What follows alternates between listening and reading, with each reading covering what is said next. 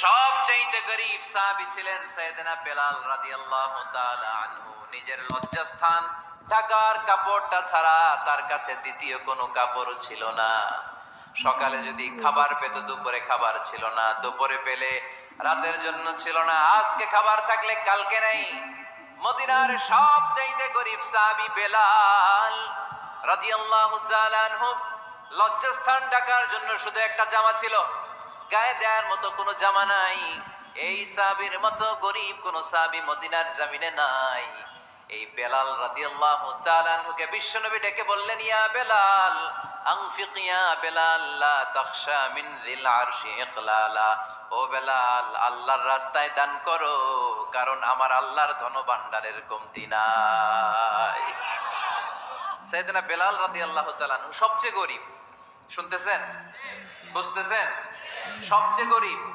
Down পার্টটা ঢাকার মতো একটা গার্মেন্ট ছিল, একটা কাপড়, এটা পেঁচায় আসতো, নামাজ পড়তো। গায়ে রাখার মতো কোনো জামা নাই, আর খাবার দাবার টাকা পয়সা বলতে নাই।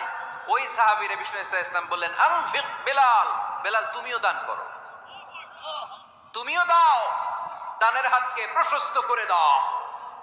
আনফিক ইবনা আদম উনফিক আলাইক, এ বনি আদম দাও, দিলে আমি তোমারে দেব। কেজির এটা হুজুরে দিয়ে দিলাম, এরপরে কেউ আমার 20 কেজি দিলে ওইটা ধরবো, ওইটা আবার আরেকজনরে দিব, এরপরে আরেকজন 30 কেজি দিলে ওইটারে ধরবো। কথা বলেন, কথা বলেন, কথা বলেন। এজন্য আল্লাহ বললেন, ইনফিকুনা ফিস সাররাই ওয়াদ দাররা। আমার মুত্তাকি বান্দার প্রথম গুণ, তারা সুখে দুঃখে সব সময় দান করে, দানের ধারাবাহিকতা সব সময় অব্যাহত রাখে। যারা সুখে দুঃখে সচ্ছল অসচ্ছল সব অবস্থায় দান করে, তাদের নাম হলো মুত্তাকি। মুত্তাকিদের প্রথম বৈশিষ্ট্য দান করে। আপনারা দান করেন তো? কিশোরগঞ্জের ভাইয়েরা সবাই করেন? করেন তো? Take it as a reminder. আজকের এই আলোচনাটা একটা রিমাইন্ডার হিসেবে নেন। যাদের দান করতে একটু সমস্যা, মনে থাকে না, অলসতা বা একটু কিপটামির মনোভাব আছে, এই কিপটামি কৃপণতা ভুলে যান। দেন, দেন না একটু, আপনারা দিবে কে? বিশ্বাস হয়?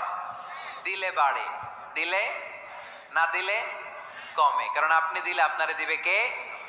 তবে গোপন অবস্থায় দেওয়াটা উত্তম। প্রকাশ্য দান করলে আল্লাহ কবুল করেন, ওইটাতেও সওয়াব আছে, কিন্তু গোপনে দান করলে বেশি খুশি হয় কে? গোপনে দান করলে আল্লাহর রাগ ক্রোধ কমে যায়। আপনার কোনো পাপের কারণে আল্লাহ যদি আপনার উপর রেগে থাকে, আপনি গোপনে কিছু দান করে দেন, ওই রাগটা মুহূর্তেই ঠান্ডা হয়ে যাবে। 7 শ্রেণীর ব্যক্তিকে আল্লাহ তাআলা আরশের নিচে ছায়া দিবে কিয়ামতের দিন, যেদিন আকাশের সূর্যটা মাথার কাছে চলে আসবে।